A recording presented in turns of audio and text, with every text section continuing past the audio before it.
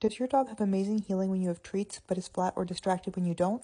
If so, you might be unintentionally teaching your dog multiple healing cues with different meanings. Luckily, there's an easy handling trick that can massively improve your heel work. These are the 2 acceptable AKC obedience hand positions. This is a small handful of treats. This is what those formal hand positions look like when you're holding treats with the left hand. We're going to uncreatively call this cookie hand. Notice the subtle differences in hand posture and placement when a treat is held. Now I'm going to hold one small treat. Even one treat makes a difference in not just how you carry your hand, but more importantly, how your dog sees your hand.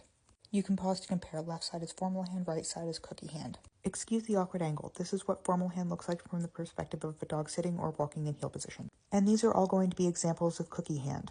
There are very limited variations to how an arm can hang naturally at the side or be placed flat across the belly, but there are many ways to hold treats. Think of each of these different hand positions as a unique cue. Why is this important?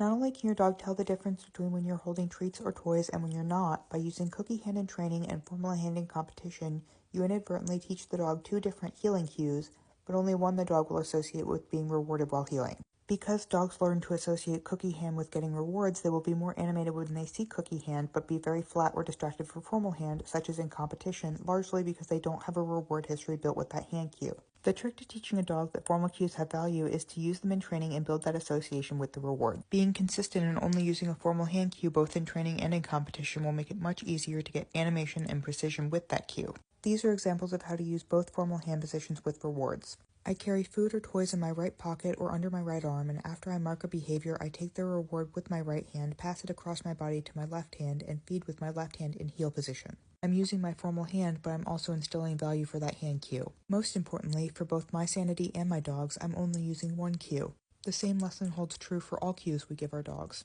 If each overt deviation in our cues is interpreted by our dogs as having different meanings, it makes sense why it takes dogs, and us, longer to perfect skills when it's necessary to split efforts between a multitude of different cues versus focusing all efforts into a single cue that means the same thing every time.